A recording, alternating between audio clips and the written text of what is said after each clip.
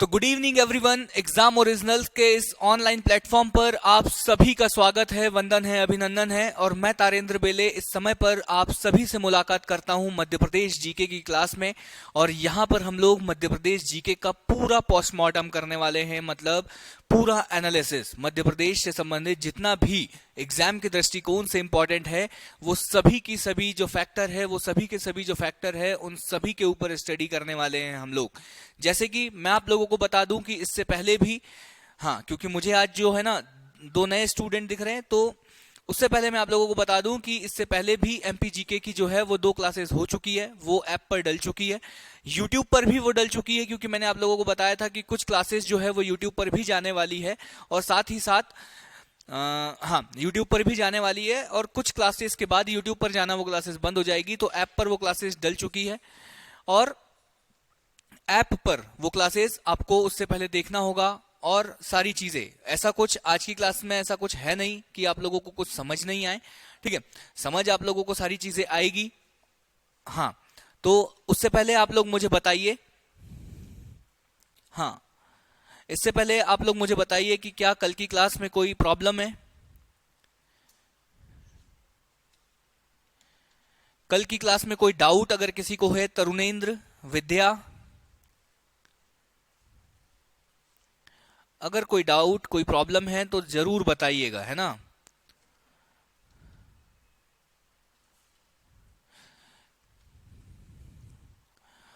जब तक आप हाँ नहीं बोलेंगे तब तक क्लास स्टार्ट नहीं की जाएगी।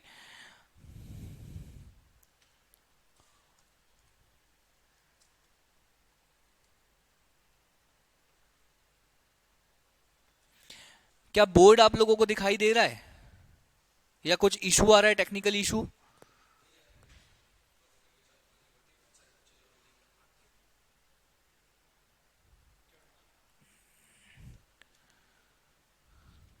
दो सेकंड बोल दें दो सर, वॉइस तो जा ही रही होगी। 2 सेकंड है ना, कुछ इशू आ रहा है टेक्निकल। मैं तुरंत अभी शेड्यूल करके टेक लाइव करूंगा, आप लोग फिर से ज्वाइन कर लीजिएगा, है ना।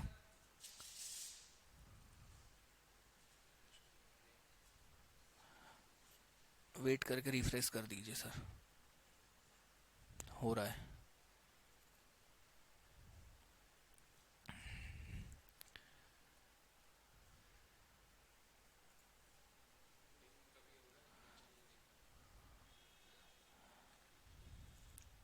ये कभी कभी टेक्निकल इशू होता है। चलिए ठीक है सर, जैसा आपको ठीक लगे। प्रॉब्लम क्यों हो गया? चल तो रहा था ठीक ठाक।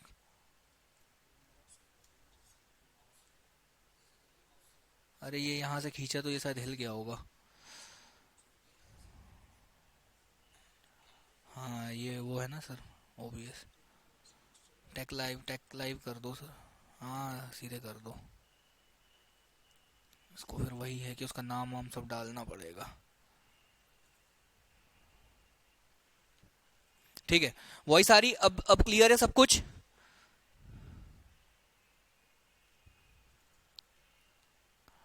हाँ, फिर से व्हाट्सएप लिंक फिर से हम लोग डाल देंगे, कोई दिक्कत नहीं है। चलिए ठीक है, क्लियर दिख रहा हूं मैं सारी चीजें। स्वागत आप लोगों का हो ही गया है एग्जाम ओरिजिनल्स पर। आप सभी का फिर से स्वागत है, वंदन है, अभिनंदन है। और आज की जो क्लास हम लोगों की होने वाली है वो मध्य प्रदेश के संभागों के बारे में होने वाली है। इससे पहले की जो 2 क्लासेस हम लोगों ने देखी, तो इससे पहले की 2 क्लासेस में हम लोगों ने क्या देखा, तो अगर एक पूरा का पूरा ओवरव्यू हम लोग पिछली 2 क्लासेस का देखें तो उसमें कुछ भी नहीं। हम लोगों ने सबसे पहले ये देखा कि क्या 1947 यह देश जब आजाद हुआ, तो 1947 के समय पर मध्य प्रदेश जैसा कोई राज्य अस्तित्व में था या नहीं था। तब हम लोगों ने पाया कि ऐसा कोई राज्य 1947 के समय पर मध्य प्रदेश नाम का कोई राज्य अस्तित्व में नहीं था।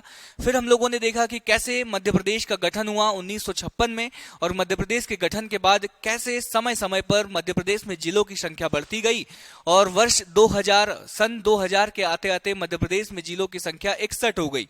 और जब सन 2000 आया तो उस समय पर एक नए राज्य की मांग उठकर सामने आई, और नए राज्य की मांग जो है वो पूरी भी हुई, और एक नए राज्य के रूप में वो मांग जो है समाप्त हुई, और एक नया राज्य हम लोगों को मिला। वो मिला, इस देश को एक नया राज्य छत्तीसगढ़ के रूप में मिला। और वो छत्तीसगढ़ जब मध्य प्रदेश से अलग हुआ तो साथ में अपने कितने जिले? साथ में अपने 16 जिले लेकर गया। और वापस जो मध्य प्रदेश के पास जो जिलों की संख्या बची वो 45। ये रही कहानी वर्ष 2000 तक। ठीक है, इसके बाद हम लोगों ने देखा कि कैसे समय समय पर मध्य प्रदेश में फिर से जिलों की संख्या बढ़ती गई, फिर से जिलों का गठन होता रहा, और समय समय पर जैसे जैसे जिलों का गठन होता रहा तो वर्तमान में जो जिलों की संख्या हुई वो कितनी हुई, 52। ये सारी चीजें जो है वो लास्ट की क्लासेस में हम लोग बहुत अच्छे से देख चुके हैं, बहुत अच्छे से। इस चीज में अगर किसी को डाउट है तो वो बोलेगा, किसी चीज को अगर कोई डाउट है तो वो बताएगा मुझे कि हाँ सर इस चीज में हमें डाउट है, ये चीज मुझे समझ नहीं आई थी। ठीक है, अगर कोई डाउट नहीं है तो क्लास हम लोग स्टार्ट करते हैं। तरुणेंद्र, तुम्हें कोई डाउट है ना? मिलते जुलते नाम है तारेंद्र और तरुणेंद्र, तो तुमसे लगाव जरूर रहेगा मुझे हमेशा, है ना? ठीक, तो ये सारी चीजें हैं। आज की जो क्लास में हम लोगों को देखना है वो हम लोगों को देखना है कि मध्य प्रदेश के संभाग, मतलब अब आप बोलोगे सर आपने जिलों का गठन तो हमें बता दिया कि जिले बनाए गए, लेकिन सर संभागों की आवश्यकता क्यों है? तो मैं यही क्वेश्चन आपसे रिपीट पूछूं कि यार इतना बड़ा देश था, राज्यों की आवश्यकता क्यों? तो वहां पर अगर आप बोलोगे कि राज्यों का गठन तो सर भाषा के आधार पर हुआ था, आपने जैसा हमें बताया कि राज्यों का गठन तो जो है वो भाषा के आधार पर, और प्रशासनिक जो प्रशासन करने की जो सुविधा है, प्रशासनिक सुविधा के अनुसार राज्यों का गठन किया गया। तो ठीक है, वही जवाब मैं आप लोगों को दूंगा कि जिलों का गठन क्यों हुआ, ताकि प्रशासनिक जो सुविधा, प्रशासन करने की जो सुविधा है वो बहुत आसानी से प्रशासन किया जा सके, या जो प्रशासन करने की जो सुविधा है उसमें बहुत सही तरीके से प्रशासन हो पाए। और अगर आप पूछोगे कि सर संभाग का गठन क्यों, तो तब भी मेरा जवाब यही होगा कि प्रशासनिक सुविधा के अनुसार पर भी संभागों का गठन किया गया। तो कैसे? देखो, कुछ जिलों को मिलाकर एक संभाग बना दिया गया और उस संभाग से उन जिलों का प्रशासन चलाया जाता था। फिर उन संभाग को और छोटे छोटे जिले जो थे वहां पर जिले स्तर पर उसका प्रशासन चलाया गया। तो एक तरीके से हम लोगों को देखना है कि मध्य प्रदेश, अभी आप लोगों ने 52 जिले तो मध्य प्रदेश के देख लिए, लेकिन अब आप लोगों को देखना है कि मध्य प्रदेश में कितने संभाग है। प्रशासनिक सुविधा के दृष्टिकोण से मध्य प्रदेश को कितने ऐसे संभागों में बांटा गया, और वो संभाग कौन कौन से है, क्षेत्रफल की दृष्टि से कौन सा संभाग सबसे बड़ा है, जनसंख्या के दृष्टिकोण से कौन सा संभाग सबसे बड़ा है, या क्षेत्रफल में सबसे छोटा कौन है, जनसंख्या में सबसे छोटा कौन है, साक्षरता की दृष्टिकोण से सबसे बड़ा संभाग कौन सा है, इन सभी दृष्टिकोणों पर आज हम लोग बात करने वाले हैं। उससे पहले मैंने आप लोगों से कहा था कि आप लोगों को मध्य प्रदेश का मैप जरूर देखना है। मध्य प्रदेश का मैप जो है वो आप लोगों को देखना है। मैं हर स्लाइड में लगभग एमपी जीके की हर स्लाइड में मेरे जो है वो मध्य प्रदेश का जो मैप है वो रहता ही रहता है, इसमें कोई संदेह नहीं है। लेकिन मैं चाहता हूं कि आप लोग बहुत गहनता से मध्य प्रदेश का जो है वो मैप देखें और मध्य प्रदेश के मैप को एनालिसिस करें कि कौन सा जिला कहां पर है। मंदसौर है तो वो कहां है, नीमच है तो वो कहां है, बालाघाट, मंडला, डिंडोरी, ये सब है तो इनकी लोकेशन क्या है।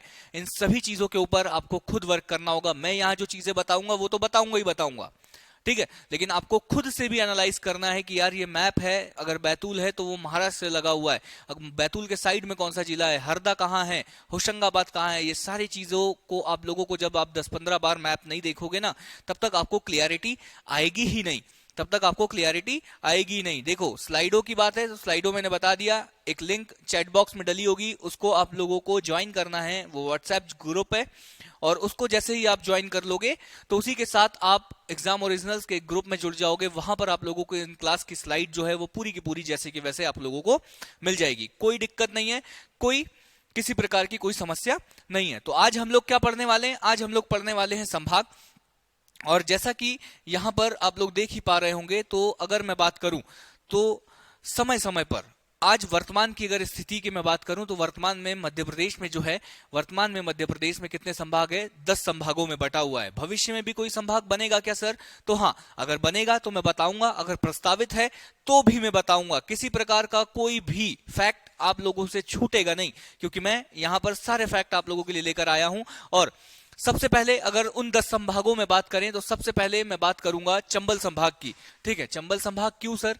तो बता रहा हूं क्योंकि मुझे 10 के 10 संभाग बताना है। अब बताऊं कैसे, कौन सा पहले बताऊं कौन सा बाद में बताऊं, ये मेरे ऊपर डिपेंड करता है। ठीक है, तो सबसे पहले अगर आप बात करोगे चंबल संभाग की, ठीक है, तो मैं आप लोगों ने, अगर आप लोगों ने ये मैप देखा होगा, आप लोगों ने अगर ये मैप देखा होगा तो इसमें ये सारे जिले हैं, ये सारे जिले हैं, ठीक है, बिल्कुल लेटेस्ट मैप है। बस एक यहाँ पर एक अपडेट नहीं है, यहाँ पर निवाड़ी, ठीक है, उसको मैं अपडेट कर देता हूं, ठीक है। जो कल मैंने आप लोगों को निवाड़ी बताया था उससे पहले, चलो ठीक है, कल की क्लास जिसने अटेंड करी थी वो मुझे बताएगा कि बताइए जो सिंहदेव समिति आई थी 1998 में, उसने 6 जिलों की अनुशंसा करी थी। उन 6 जिलों में से 3 जिले मध्य प्रदेश में थे।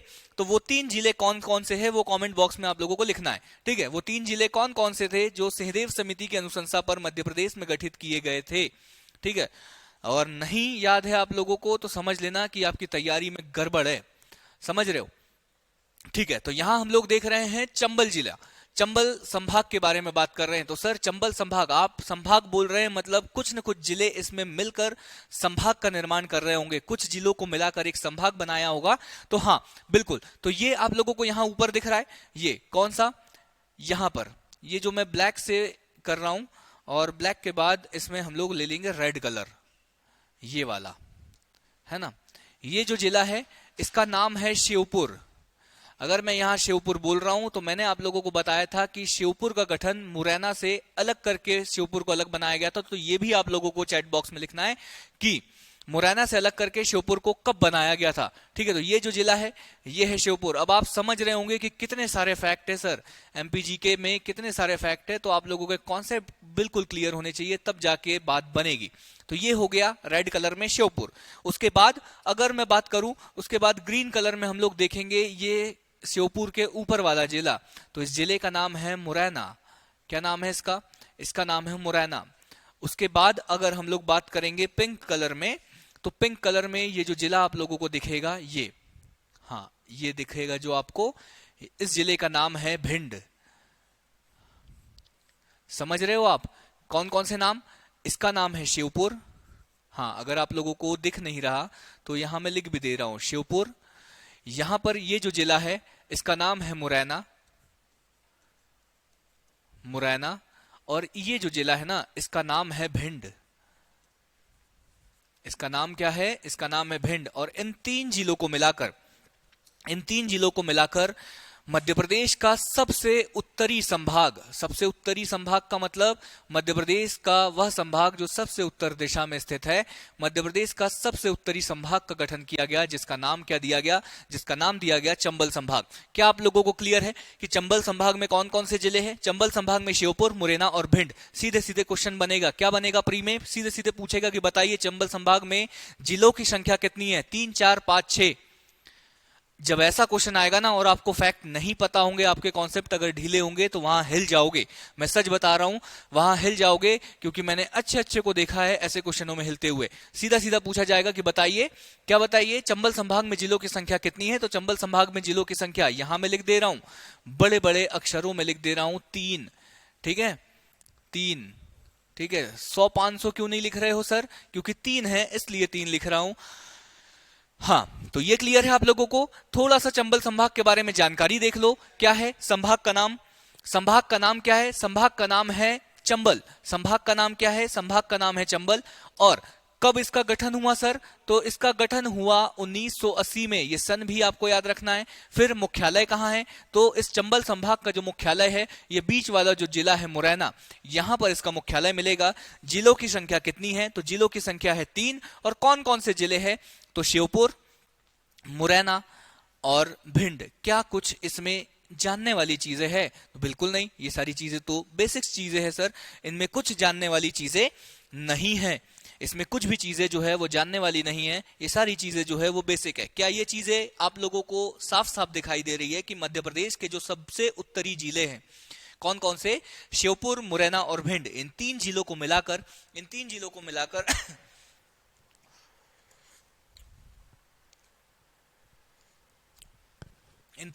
मिलाकर एक संभाग चंबल संभाग बनाया गया, जिसमें जिलों की संख्या है 3। ऐसे ही क्वेश्चन बनेंगे।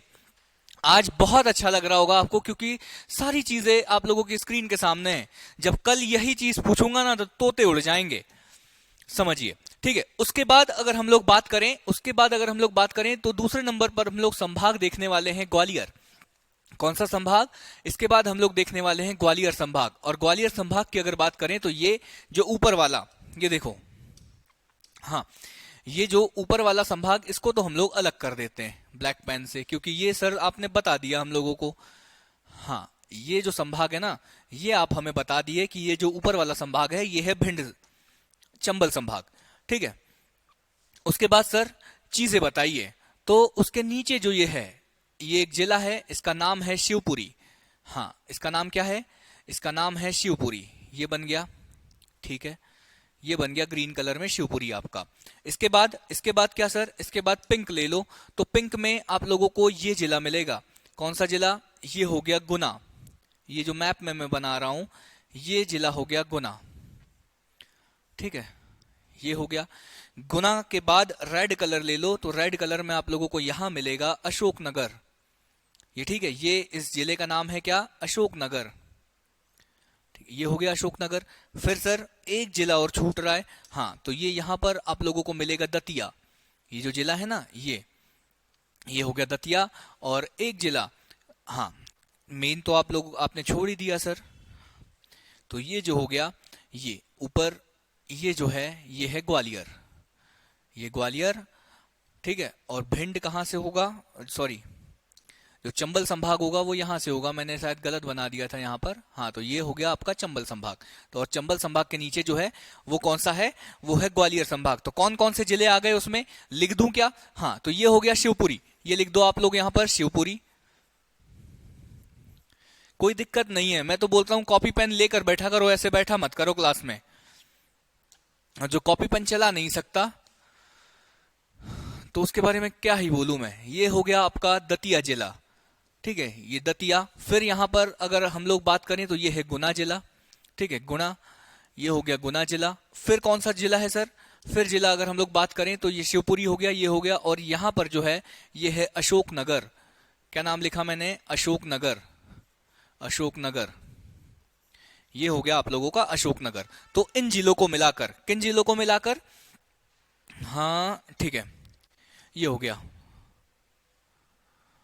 येलो ले लेते हैं। ठीक, तो इन जिलों को, कितने जिले? इन 5 जिलों को मिलाकर, इन 5 जिलों को मिलाकर एक संभाग बनाया गया जिसका नाम पड़ा क्या?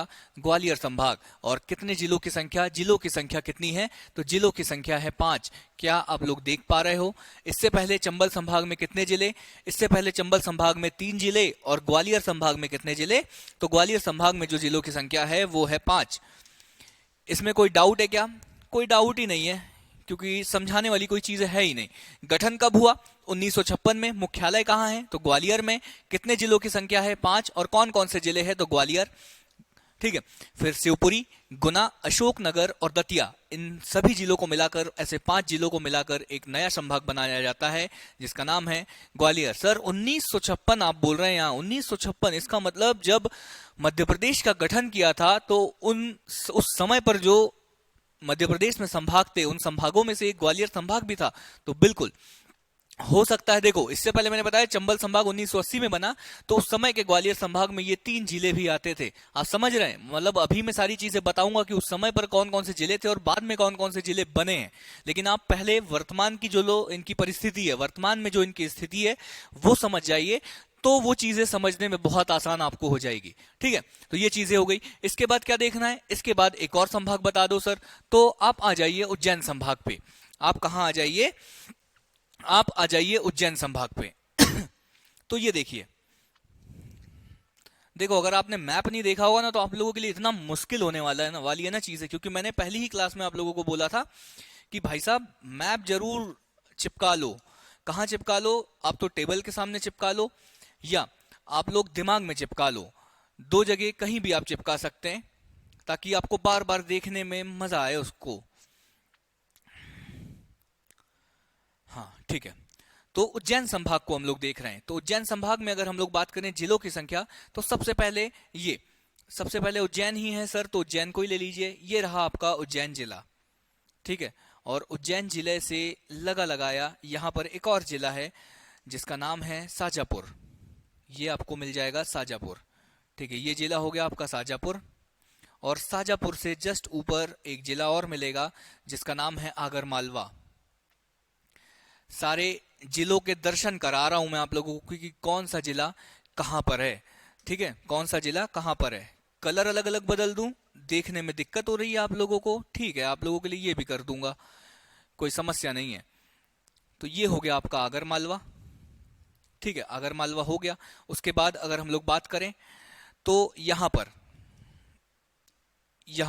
ठीक है, ये जो जिला है ना, ये कहलाता है रतलाम। ये आप लोगों को जो दिख रहा है उज्जैन के ऊपर, ये कहलाता है रतलाम। और रतलाम के ऊपर जो ये एक राजस्थान से लगा हुआ जिला दिखाई दे रहा होगा, ये जो जिला है ये है मंदसौर। और मंदसौर के भी ऊपर एक जिला है जिसका नाम है नीमच, ठीक है, ये हो गया आपका नीमच। तो और यहां पर जो है ये राज्य जो है ये है राजस्थान, ठीक है, ये क्या है, ये राजस्थान राज्य है। ये जो व्हाइट कलर की जो बाउंड्री दिख रही है ये आपको राजस्थान राज्य की बाउंड्री है।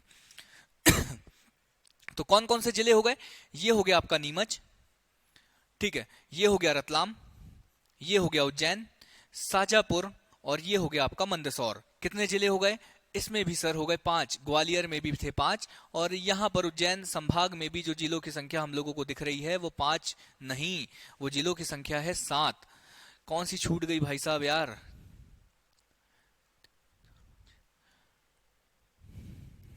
हाँ एक जिला तो छोड़ ही दिए ना, वही तो मैं कह रहा हूं।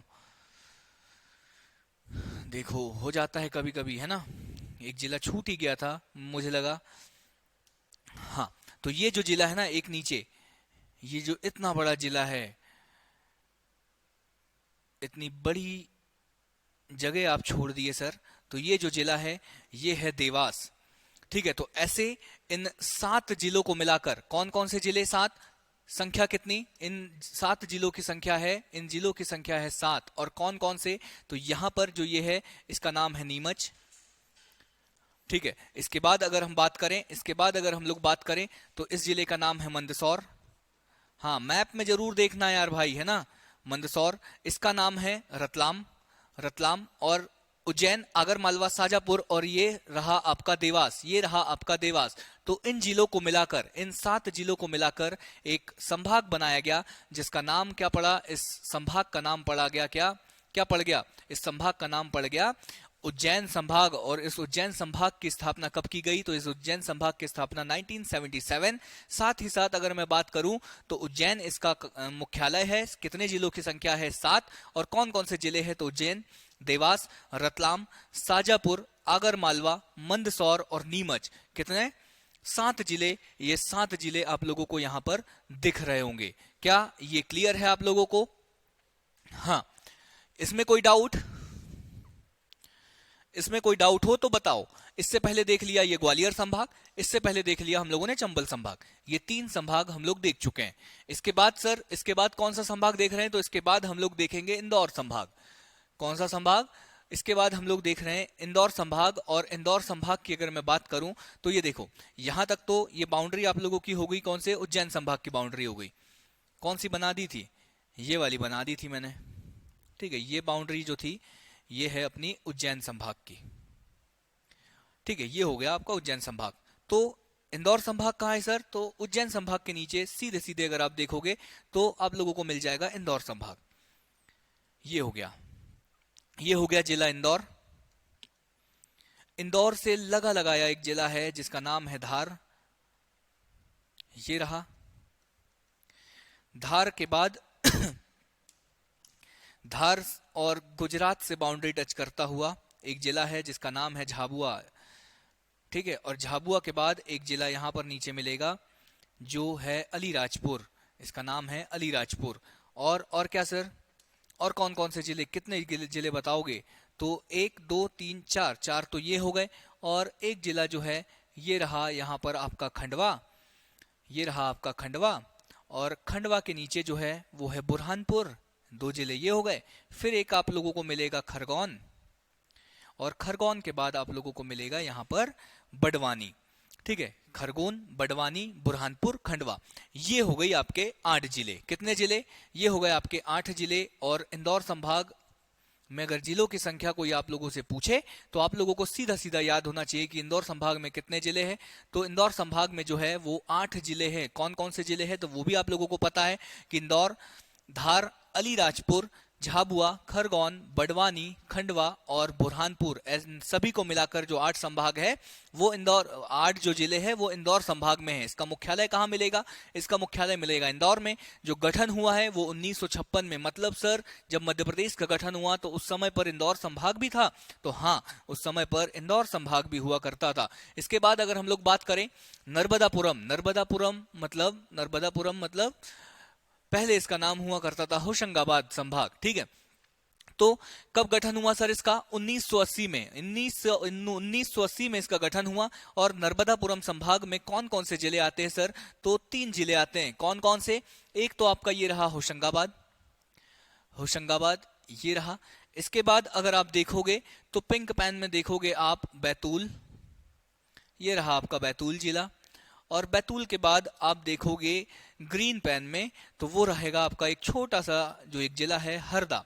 ठीक है, तो इन 3 जिलों को मिलाकर कौन से 3 जिले? ये रहा आपका हरदा, हरदा के बाद आप लोगों का ये रहा बैतूल, हाँ ये पिंक में आपको बैतूल।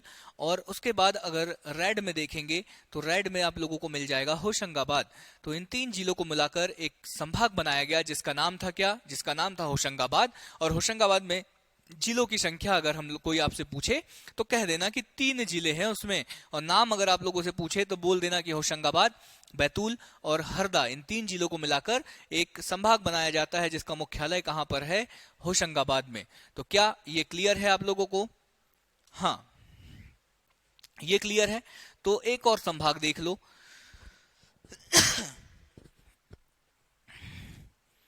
हाँ,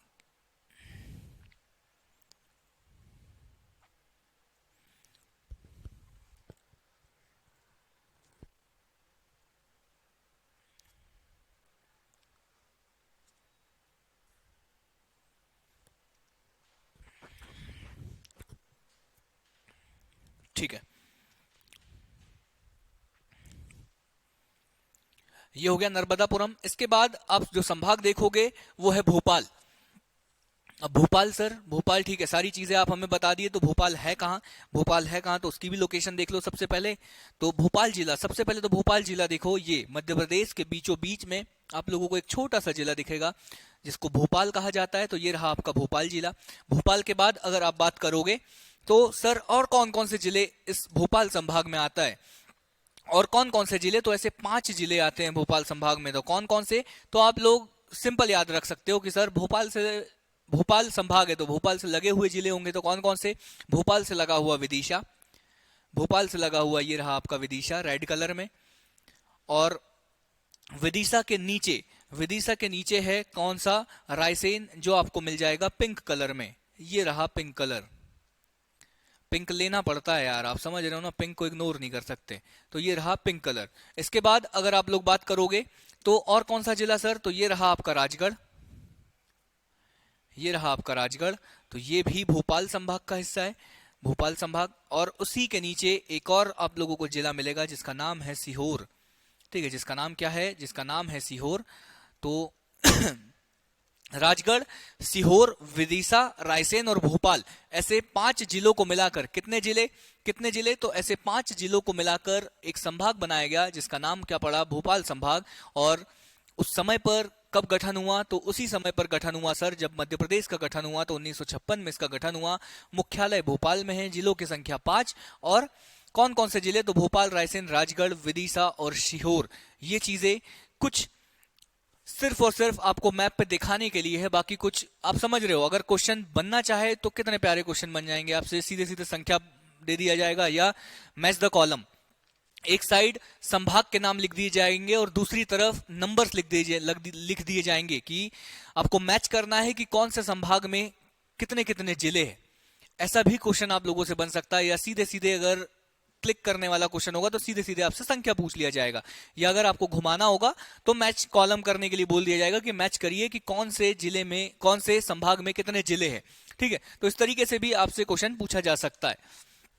फिर अगर हम लोग बात करें तो सागर संभाग आ जाओ, फिर से सागर संभाग आ जाओ। और सागर संभाग में सागर संभाग अगर हम लोग देखें तो सागर संभाग का मुख्यालय कहां? सागर संभाग का मुख्यालय सागर में। 1975 में इसका गठन हुआ। नाम आप लोगों को पता ही है, सागर। और यहां पर हमें देखने वाली बात होगी कि सर कौन कौन से जिले जो है, कौन कौन से जो जिले हैं वो आ रहे हैं आपके सागर संभाग में। तो यहां पर आप लोग देखोगे कौन कौन से लेना है भाई साहब। तो ये ले लो आप, यहां से सबसे पहले तो आप सागर उठा लो। ठीक है, ये आप लोगों को दिखेगा एक सागर। ये रहा आपका सागर जिला, उत्तर प्रदेश से बॉर्डर टच करता हुआ। ये रहा आपका सागर। फिर सागर के ही साइड में आप लोगों को मिलेगा दमोह। ये रहा आपका दमोह जिला। इसको ना कलर चेंज कर लेते हैं समझने में दिक्कत हो जाएगी आपको। तो ये रहा आपका दमोह। ठीक है, ये रहा आपका दमोह। और दमोह के ऊपर आप लोगों को मिलेगा छतरपुर। ये रहा छतरपुर। ठीक है, ये रहा आपका छतरपुर। और छतरपुर के ही साइड में आपको मिलेगा यहाँ पर पन्ना। तो पन्ना का भी कलर थोड़ा चेंज कर लेते हैं। और ये रहा पन्ना ब्लैक कलर में। ठीक है, क्योंकि कोयले के बीच से यहाँ निकलता है हीरा, इसीलिए इसको काला बनाना बहुत जरूरी है। ठीक है, तो ये रहा आपका पन्ना। और पन्ना के साइड में, मतलब छतरपुर के साइड में एक और जिला आपको मिलेगा। हाँ, यहाँ पर जो मिलेगा उसका नाम है, ये रहा टीकमगढ़। और टीकमगढ़ के ऊपर ये ग्रीन कलर में रहा आपका टीकमगढ़। और टीकमगढ़ के ऊपर जो एक जिला मिलेगा, टीकमगढ़ के ऊपर जो एक जिला मिलेगा उसका नाम है निवाड़ी। ये जो जिला है ना, ये एक छोटा सा जो रेड कलर का जो ये मैंने से गोद दिया इसको, हाँ अगर आपको अब क्लियर हो जाएगा। तो ये रहा आपका निवाड़ी। ठीक है, इसका नाम है निवाड़ी। ठीक है, तो ये हो गया निवाड़ी। कितने जिले हो गए, कितने जिले हो गए? तो 1 2 3 4 5 6 याद हो गए सर हमको। आपने मैप पे दिखा दिया, याद हो गया। क्या क्या नाम? सागर, दमोह, पन्ना, छतरपुर, टीकमगढ़ और निवाड़ी। मैप में भी दिख गया सारी चीजें। ये रहा सागर, ये रहा दमोह, ये रहा क्या, ये रहा पन्ना, छतरपुर, टीकमगढ़, निवाड़ी। ये 6 जिले जो हो गए, ये हो गए आपके सागर संभाग के। कितने जिले? 6 जिले। 6 जिले जो हो गए वो आपके हो गए सागर संभाग के। कब गठन हुआ? तो 1975 में। इसके बाद अगर हम लोग बात करें तो फिर आ जाइए रीवा संभाग की। रीवा संभाग की बात कर लें तो रीवा संभाग अगर हम लोग देखें तो यहां पर पन्ना तक तो जो बॉर्डर थी वो किसकी थी? पन्ना तक तो जो बॉर्डर थी वो थी हमारे सागर संभाग की, वो थी हमारी सागर संभाग की। ठीक है, ये सारी चीजें आपने बॉर्डर बना दी सर, बहुत अच्छा लगा। ठीक है, क्योंकि आप लोगों को समझ आना चाहिए। तो पन्ना से लगा लगाया एक जिला है जिसका नाम था क्या? जिसका नाम है सतना। सतना से लगा लगाया एक जिला है जिसका नाम है रीवा। यहां लिख ही देता हूं ना यार, आप लोगों को दिख जाएगा। अब तो दिख रहा है ना, ये रहा सतना, ये रहा रीवा। हाँ, इतना तो दिख ही जाएगा। रीवा से नीचे एक जिला यहां पर आप लोगों को मिलेगा जिसका नाम है सीधी। हाँ, सीधी। ये रहा सीधी। और सीधी से ही लगा लगाया एक जिला है जो बिल्कुल मध्य प्रदेश का सबसे पूर्वी जिला कहलाता है, जिसका नाम क्या है? जिसका नाम है सिंगरौली। तो इन 4 जिलों को मिलाकर एक संभाग बनाया जाता है जिसका नाम क्या है? जिसका नाम है रीवा संभाग। और इसमें जो जिलों की संख्या 4, कौन कौन से? सतना, रीवा, सीधी, सिंगरौली। इसका मुख्यालय कहां? इसका मुख्यालय भी आप लोगों को मिलेगा रीवा में। कब इसका गठन किया गया? तो कब इसका गठन किया गया? इसका गठन किया गया 1956 में। कितने जिलों की संख्या? 4, रीवा, सिंगरौली, सीधी, सतना। इसके बाद अगर हम लोग बात करें तो इसके बाद आ जाएगा आपका शहडोल संभाग। कौन सा संभाग? शहडोल। और आखिरी में जो संभाग बचेगा वो बचेगा हमारा जबलपुर संभाग। ठीक है, तो सॉरी, शहडोल संभाग ये देख लो। ये यहां सीधी तक जो बॉर्डर थी ये रीवा संभाग की आप लोगों ने बॉर्डर बना दी। उसके नीचे अगर आप लोग देखोगे तो यहां पर आप लोगों को मिलेगा जिला शहडोल। कौन सा? जिला शहडोल। एस बना दे रहा हूं। ठीक है, जिला शहडोल हो गया। इसके बाद अगर आप देखोगे तो शहडोल से लगा लगाया जिला जिसका नाम है क्या? जिसका नाम है उमरिया। जिसका नाम क्या है? ओ कमरिया, उमरिया। ठीक है, फिर उमरिया और शहडोल से नीचे एक जिला आप लोगों को मिलेगा अनूपपुर, जहां से माता नर्मदा का उद्गम होता है अमरकंटक से। ठीक है, ये रहा आपका वो जिला जहां के अमरकंटक से माता नर्मदा का उद्गम होता है। बाद में देखेंगे जब नदियां पढ़ेंगे, बहुत अच्छे से देखेंगे सारी चीजें, ठीक है। तो ये हो गया आप लोगों का शहडोल, अनूपपुर और उमरिया। शहडोल, अनूपपुर, उमरिया, और इन 3 जिलों को मिलाकर, कितने जिले, 3 जिलों को मिलाकर एक संभाग बनाया गया जिसका नाम क्या पड़ा, शहडोल संभाग। शहडोल संभाग कब बना, तो 2008 में अभी अभी बना। मुख्यालय कहाँ है, तो शहडोल में है। जिलों की संख्या कितनी है, 3, और शहडोल, उमरिया और अनूपपुर, इन 3 जिलों को मिलाकर एक संभाग बनाया गया। और अंत में हमारे पास जो है एक अंतिम संभाग बचता है जिसका नाम है जबलपुर, ठीक है। तो सर सारे जिले तो हो गए, अब जो जो बचे हैं वो आ जाएंगे आपके जबलपुर में। तो ये रहा आपका जबलपुर, ये रहा जबलपुर, ठीक है, ये रहा आपका जबलपुर। और जबलपुर के बाद, हाँ, जबलपुर से नीचे ये रहा आपका सिवनी, ये रहा आपका सिवनी। सिवनी के साइड में ये रहा आपका छिंदवाड़ा, ये रहा छिंदवाड़ा।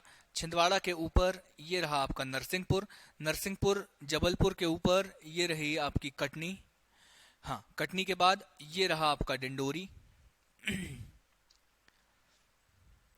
डिंडोरी के नीचे आप लोगों को यहां मिलेगा मंडला, और मंडला के नीचे आप लोगों को मिलेगा ये बालाघाट। क्या आप लोगों को क्लियर है? यहां पर आप लोगों को मैप में दिखाई दे रहा है?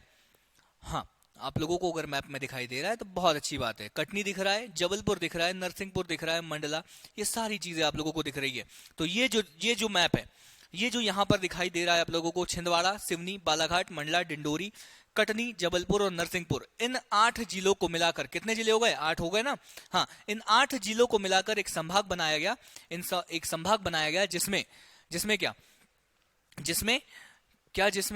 जिसमें जिलों की संख्या कितनी? 8। और इसका नाम क्या पड़ा? इसका नाम पड़ा जबलपुर। और इसका मुख्यालय भी कहाँ मिलेगा आपको? जबलपुर में। इसका मुख्यालय मिलेगा जबलपुर में। और साथ ही साथ गठन कब हुआ? तो 1956 में इसका गठन हुआ। और अगर हम लोग बात करें कि 1956 में जिलों की संख्या 8, और जो जिले मैंने आप लोगों को बताए वो आप लोग बहुत अच्छे से भली भांति जानते हो, बहुत अच्छे से जानते हो। तो क्या एनालाइज निकालोगे इतनी क्लास का? हाँ, क्या एनालिसिस निकालोगे इतनी क्लास का? आप लोगों को कुछ नहीं करना, ये देखो ऐसी लिस्ट बना लेना है। चंबल, हाँ, चंबल, ये रहा। अरे यार, ये क्या चालू हो गया? स्माइली जा रही है, ठीक है, पेन चालू हो गया। इसको ना रहने देते हैं आप लोगों के लिए। हाँ, ऐसे ही हंसते रहना है, मुस्कुराते रहना है और पढ़ते रहना है, ठीक है। तो कोई दिक्कत नहीं है, भाई साहब को हंसने दो।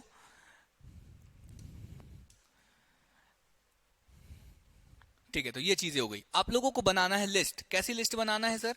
तो आप लोगों को लिस्ट बनाना है, अरे यार, हाँ चलो ठीक है। अरे यार, फिर यार ये क्या चल रहा है बीच क्लास में? ठीक है, फिर से चालू करूं व्हाइट बोर्ड? फिर से वही आ रहा है, कोई दिक्कत नहीं है, हम लोग इस पे आ जाएंगे। हाँ, अब पेन चालू हुआ ना। तो आप लोगों को लिस्ट बनाना है चंबल बनाना है। चंबल में जिलों की संख्या कितनी? 3। उसके नीचे हम लोगों ने देखा ग्वालियर में जिलों की संख्या कितनी? 5। फिर हम लोगों ने देखा क्या, और क्या देखा? हाँ, फिर हम लोगों ने देखा इंदौर में जिलों की संख्या 8। जबलपुर में कितने? जबलपुर में 8।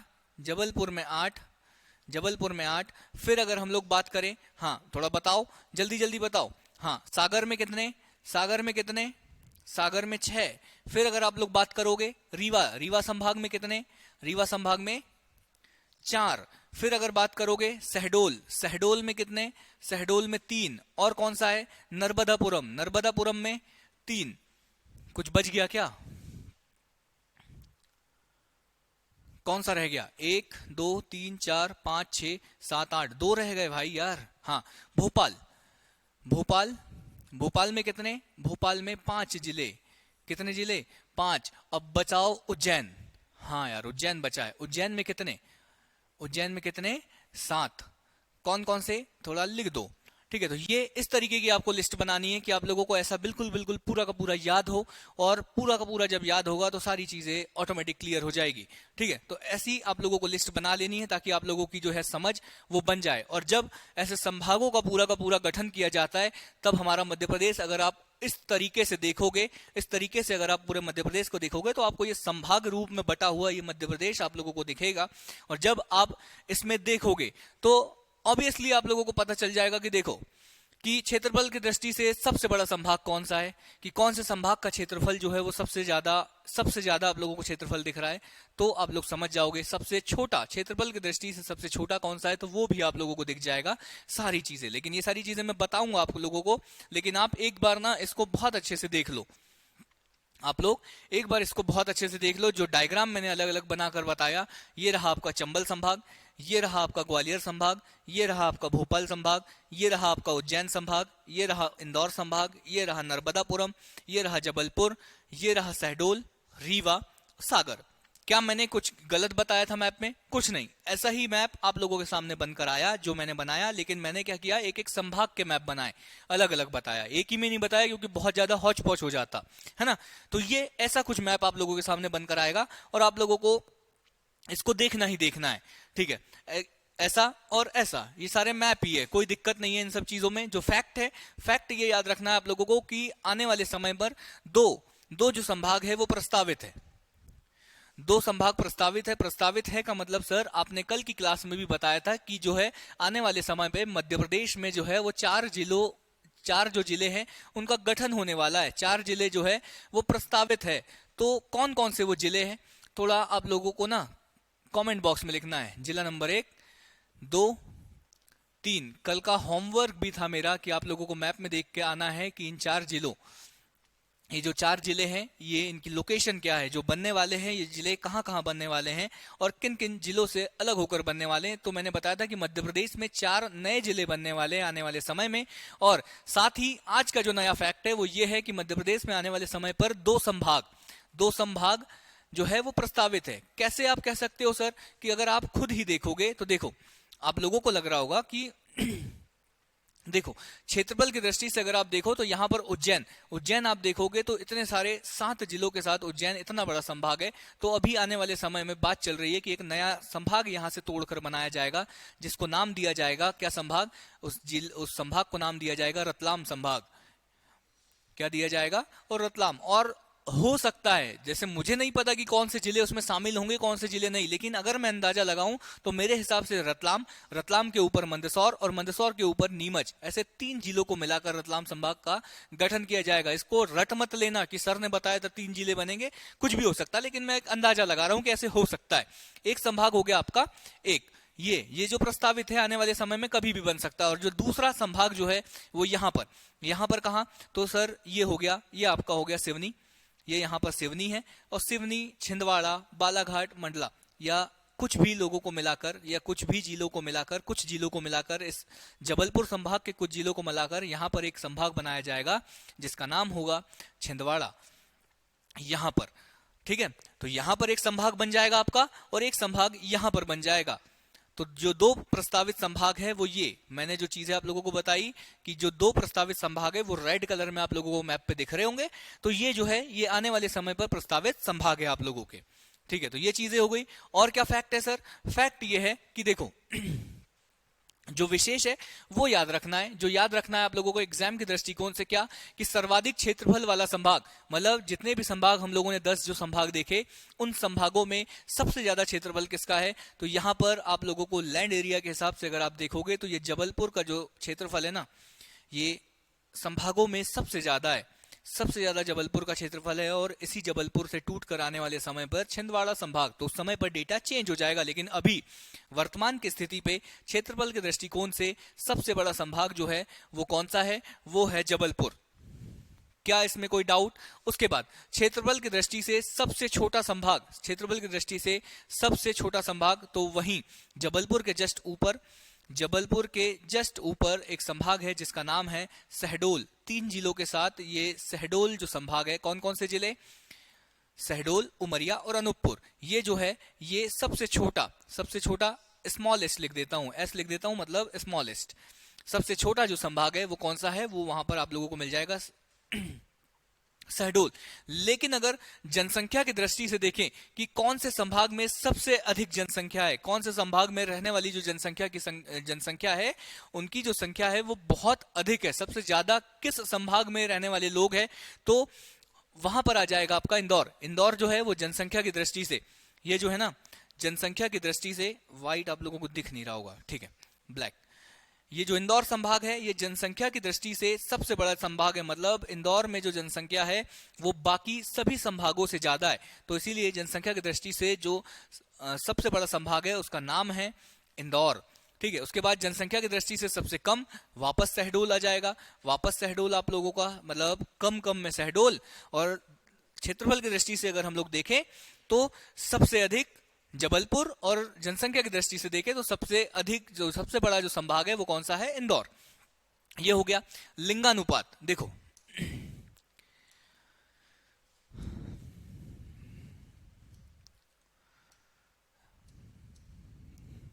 हाँ, लिंगानुपात, सबसे कम लिंगानुपात वाला जो संभाग है वो चंबल है। आप उससे पहले आप लोग मुझे बताइए कि क्या आप लोगों को लिंगानुपात या सेक्स रेशियो के बारे में पता है?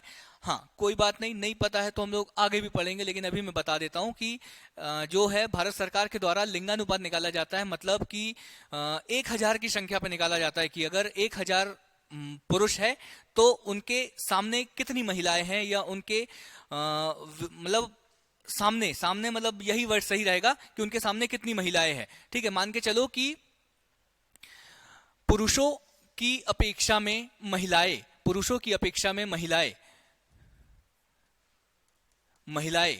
ठीक है, तो वो जो आंकड़ा है वो 1000 पे निकला जाता है। 1000 पे निकला जाता है, मतलब 1000 पुरुष है तो जो आदर्श स्थिति है उसमें कहा जाता है कि अगर किसी क्षेत्र में 1000 पुरुष है तो उस क्षेत्र में 1000 महिला भी होना चाहिए। ये एक आदर्श स्थिति कहलाती है। ठीक है, लेकिन अगर कहीं पर पुरुषों की संख्या अधिक होती है, वहां महिलाओं की संख्या अगर कम होती है, तो उस जगह पर कहा जाता है कि उस जगह का जो लिंगानुपात है वो सबसे कम है। ठीक है, तो ऐसा ही जो एक फैक्ट है वो ये कहा जाता है कि इन सभी संभाग, ये जो 10 संभाग है, इन 10 संभागों में जो चंबल संभाग है, इस चंबल संभाग में जो है वो लिंगानुपात सबसे कम है। लिंगानुपात सबसे कम है, मतलब इस चंबल संभाग में पुरुषों की संख्या ज्यादा है और महिलाओं की संख्या कम है। जब हम लोग सेंसस पढ़ेंगे तो उस समय पर और भी बहुत सारे फैक्टर्स होते हैं, उन सभी चीजों को बहुत अच्छे से हम लोग देखेंगे। लेकिन अभी आप इतना समझ लीजिए कि पुरुषों की संख्या और महिलाओं की संख्या में जो एक डिफरेंस जो रहता है, ठीक है, उसको आप ये मान सकते हैं कि एक तरीके से लिंगानुपात आप मान लो कि चंबल संभाग में अगर मैं बोल रहा हूं कि लिंगानुपात सबसे कम है, मतलब यहां पर पुरुष ज्यादा है और महिलाओं की संख्या सबसे कम है। और ऐसा जो रेशियो है वो मध्य प्रदेश के किसी और संभाग में नहीं देखने को मिलता। इसीलिए कहा गया कि चंबल संभाग में जो है लिंगानुपात के दृष्टिकोण से सबसे न्यूनतम लिंगानुपात वाला जो संभाग है। उसके बाद साक्षरता के दृष्टिकोण से सबसे सर्वाधिक साक्षरता वाला जो संभाग है वो है जबलपुर। मतलब फिर से जबलपुर ने एक बार क्षेत्रफल की दृष्टि से सबसे बड़ा संभाग था ही था, साथ ही साथ ऐसा माना जाता है कि जबलपुर संभाग के जो लोग हैं वो सबसे ज्यादा साक्षर है मध्य प्रदेश में। ठीक है, इन सभी जो 9 जबलपुर के अलावा जो 9 अलग अलग संभाग है, इन संभागों में सबसे अधिक अगर साक्षरता कहीं पर है तो वो है जबलपुर संभाग में, ऐसा डेटा कहता है। अब जो ग्राउंड लेवल की जो चीजें हैं वो मैं जानता नहीं हूं, ठीक है, हम तो वही चीजें बताएंगे जो डेटा में मिलेगा।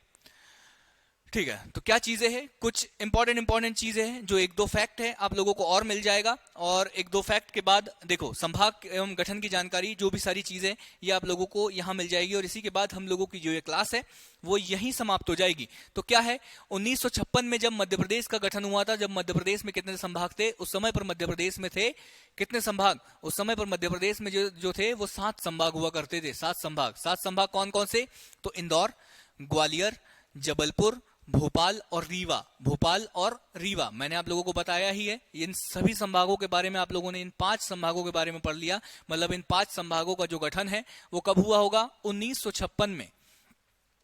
1956 में। क्योंकि बाकी दो क्यों छोड़ दिए सर आपने? क्योंकि अभी ये मध्य प्रदेश में शामिल नहीं है, इस वजह से। हमारे लिए जो इंपॉर्टेंट ना वो ये इंदौर, ग्वालियर, जबलपुर, भोपाल और रीवा, ये 5 संभाग जो है वो 1956 के समय पर गठित हुए थे। और जो साथ में और जो संभाग हुए थे उनका नाम था बिलासपुर और रायपुर। तो ये मध्य प्रदेश जी के, sorry, Chhattisgarh MP, Chhattisgarh PSC की जो तैयारी कर रहे होंगे उन लोगों के लिए ये डेटा इंपॉर्टेंट होगा कि बिलासपुर और रायपुर भी 1956 में यहाँ पर बिलासपुर और उसी के नीचे यहाँ पर रायपुर संभाग का गठन किया गया था। ये चीजें हो गई। 5 संभाग उस समय पर मध्य प्रदेश में मिले 1956 में। फिर ये सारी चीजें मैं ऑलरेडी बता ही चुका हूं। 1975 में सागर संभाग, 1977 में उज्जैन संभाग, 1980 में चंबल और होशंगाबाद, 1981-82 में बस्तर। बस्तर मतलब यहां पर जो है, यहां पर जो रायपुर संभाग था उससे अलग करके बस्तर संभाग बनाया गया था। तो ये फैक्ट आप डिलीट कर सकते हैं, ये आप याद न भी करोगे तो भी चलेगा। हमें तो मध्य प्रदेश के संभागों से मतलब है, उससे ज्यादा तो सर हम वैसे भी पढ़ना नहीं चाहते। ठीक है, जब 2000 में छत्तीसगढ़ अलग हुआ, जब 2000 में छत्तीसगढ़ अलग हुआ तो अपने साथ कितने जिले? 16 जिले और 3 संभाग लेकर गया। ये चीज तो मैं आप लोगों को बता ही चुका हूं। 16 जिले तो 3 संभाग लेकर गया। कौन कौन से संभाग? रायपुर, बिलासपुर और बस्तर। ये 3 संभाग वहां चले गए। और उस समय पर मध्य प्रदेश में संभागों की संख्या हो गई 9 संभाग हो गए, 9 संभाग हो गए। और वर्ष 2008 में शहडोल को संभाग का एक गठन किया गया। ये चीजें हो गई। ये चीजें तो मैं आप लोगों को ऑलरेडी बता चुका हूं कि ये शहडोल संभाग बनाया गया। एक जो इंटरेस्टिंग फैक्ट है वो ये कि वर्ष 2008 से पहले जो नर्मदापुरम संभाग है उसको पहले होशंगाबाद संभाग बोला जाता था। लेकिन वर्ष 2008 में जो है वो तत्कालीन गवर्नमेंट, उस समय पे जो शिवराज सिंह जी की सरकार थी, उन्होंने उस संभाग का नाम बदलकर नर्मदापुरम संभाग कर दिया। और साथ ही अभी इसी वर्ष 7 फरवरी 2022 को जो होशंगाबाद शहर था, देखो संभाग का नाम 2008 में बदल दिया था। संभाग का नाम होशंगाबाद से नर्मदापुरम संभाग 2008 में कर दिया था। लेकिन इस वर्ष 7 फरवरी 2022 को उस शहर का भी नाम, जो शहर अगर आप जाओगे इटारसी से पहले, अगर भोपाल से अगर आप जाओगे तो पहले क्या पड़ेगा? पहले होशंगाबाद पड़ेगा। तो होशंगाबाद जैसे ही उस शहर में एंटर करोगे तो उसको अब होशंगाबाद नहीं बोला जाएगा, अब उस शहर को क्या बोला जाएगा? नर्मदापुरम। ऐसी जो है वो नाम बदल दिया गया है। अब 7 फरवरी 2022 से होशंगाबाद शहर का भी नाम बदल दिया। और संभाग का नाम, आपसे अगर क्वेश्चन, ये डिपेंड करता है कि आपसे क्वेश्चन क्या पूछे। अगर आपसे पूछे कि उस शहर का नाम कब बदला गया, होशंगाबाद का नाम नर्मदापुरम कब किया गया, तो आप ये आंसर लगाओगे। और आपसे अगर पूछा जाएगा कि होशंगाबाद संभाग का नाम बदलकर नर्मदापुरम संभाग कब किया गया, तब आपको 2008 लगाना होगा। ठीक है, तो ये चीजें हो गई। और जो इंटरेस्टिंग फैक्ट है वो ये, क्या 2012 से पहले ये जो यहां पर एक जिला मिल रहा ना आपको, हाँ, 2008 में जब शहडोल संभाग बना, हाँ मैंने आप लोगों को बताया ना 2008 में शहडोल, अब यहां पे ना थोड़ा अच्छे से देख लो, हाँ 2008 में जब ये शहडोल संभाग बना, ये जो मैंने ये बनाया, ठीक है, ये हो गया आपका। तो उस समय पर शहडोल संभाग में 2008 के समय पर 4 जिले हुआ करते थे। कौन कौन से? तो ये रहा आपका यहां पर। अब इसको भी अलग अलग कर दूं क्या? तो हाँ सर, इसको भी थोड़ा अलग अलग कर दो। ये रहा आपका उमरिया, हाँ ये रहा व्हाइट कलर में आपका उमरिया। और उमरिया के बाद यहां पर ये रहा उमरिया के यहां पर जो था ये था शहडोल के नीचे ये था अनूपपुर, और अनूपपुर के नीचे जो था ये डिंडोरी। जो फैक्ट है वो इस डिंडोरी को लेकर है। ठीक है सर, अभी तो आपने बताया कि डिंडोरी जबलपुर में है, आप तो यहां बता रहे कि शहडोल में था। तो मैं बता दो रहा हूं आपको कि जब 2008 में शहडोल संभाग का गठन किया गया था, तब उस समय पर शहडोल संभाग में 4 जिलों को शामिल किया गया था। कौन कौन से? तो शहडोल, उमरिया, अनूपपुर और डिंडोरी, ये 4 जिले। लेकिन जो डिंडोरी का जो जिला कार्यालय था उसकी जो डिस्टेंस थी वो शहडोल के जो संभाग कार्यालय थी उससे बहुत ज्यादा डिस्टेंस हो रही थी। और उसके अपेक्षा अगर हम लोग देखें तो उनको जो है ना उस डिंडोरी के जो जिला कार्यालय है उनको जबलपुर का संभाग कार्यालय जो है वो पास पड़ रहा था, तब उन्होंने आवेदन दिया, जो भी है जो भी गवर्नमेंट को है आवेदन दिया कि हम लोगों का जो है वो कार्यालय बदल दिया जाए, मतलब हम लोगों का जो संभाग है वो बदल दिया जाए। उसके बाद 2012 में जो है वो डिंडोरी जो जिला है, डिंडोरी जिला जो है उसको शहडोल संभाग से निकलकर वापस जबलपुर संभाग में डाला गया। क्यों और क्यों, तो मैंने आप लोगों को उसका कारण बताया, क्योंकि उनको जो ट्रांसपोर्टेशन वाली जो चीजें हैं, अगर आप देखोगे तो जो कार्यालय की जो डिस्टेंस थी वो शहडोल जाने में बहुत ज्यादा दिक्कतें हो रही थी और उसी के अपेक्षा जबलपुर उन लोगों को और ज्यादा पास पड़ रहा था। इस वजह से उन्होंने कहा कि हम लोगों को जो है वो जबलपुर संभाग में शामिल कर दीजिए। तो 2012 के समय पर किसको, डिंडोरी जो जिला है उसको कहां से निकाला, शहडोल संभाग से निकाला। हाँ, शहडोल संभाग से निकाला और किसको दे दिया, जबलपुर संभाग को दे दिया। क्या ये फैक्ट आप लोगों के क्लियर है? हाँ, इसमें कुछ चीजें अगर बताना हो तो आप लोग मुझे बता सकते हैं। ये क्लास इसलिए थी कि आप लोगों का जो है इतनी आप लोगों की जानकारी बढ़ जाए कि मध्य प्रदेश कैसा है, मध्य प्रदेश में कौन कौन से जिले हैं, कौन कौन से जिलों से मिलकर मध्य प्रदेश के संभाग बने और कितने संभागों से मिलकर एक पूरे मध्य प्रदेश का गठन होता है वर्तमान की परिस्थिति में, कि वर्तमान की परिस्थिति में मध्य प्रदेश कैसा है, मध्य प्रदेश का नक्शा कैसा है, कौन सा जिला कहां पर है, कौन सा संभाग कहां पर है। बस ये आप लोगों की जानकारी मुझे बढ़ानी थी। इसी वजह से सबसे पहला जो लेक्चर था हम लोगों का वो यही था कि हम लोगों को देखना है कि यार मध्य प्रदेश का जन्म हुआ तो हुआ कैसे, मध्य प्रदेश पहले तो अस्तित्व में नहीं था, अगर बाद में आया तो आया कैसे। ये सारी चीजें हम लोगों ने देख ली। अब हम लोगों की जो चीजें हैं, अब पढ़ो ना, अब सारी चीजें पढ़ो, अब पढ़ो नदियां पर्वत पहाड़ सब कुछ पढ़ो, राष्ट्रीय उद्यान, कला संस्कृति, लोकगीत, लोकनाट्य सब कुछ पढ़ो, लेकिन सब कुछ हम लोग मैप के ऊपर पढ़ेंगे। हर चीज को मैपिंग के थ्रू पढ़ेंगे, हर चीज को मैप के ऊपर पढ़ेंगे, क्योंकि मैप से एमपी को याद करना और मैप से एमपी को समझना बहुत आसान हो जाता है। ठीक है, तो आज की क्लास में आप लोगों को कोई भी डाउट है तो आप लोग पूछ सकते हैं, नहीं तो इस क्लास को यहीं हम लोग एंड करेंगे। इसके बाद आप लोगों की जो क्लास है वो मैम लेंगी, ऐश्वर्या मैम की क्लास है जियोग्राफी की। ठीक है, उसके बाद फिर से हम लोगों की मुलाकात होगी राज व्यवस्था की क्लास में, या मैं कहूं तो पॉलिटी की क्लास में हम लोगों की मुलाकात होगी। कोई डाउट है तो बताइए, नहीं तो फिर हाँ, विद्या क्या डाउट क्लियर है आपका? आज की क्लास में कोई प्रॉब्लम, कुछ ऐसी चीजें जो आपको समझ में नहीं आई हैं, अगर कुछ चीजें अगर आपको समझ नहीं आई हैं तो आप मुझे बता सकती हैं, है ना, तो उसको क्लियर किया जाए।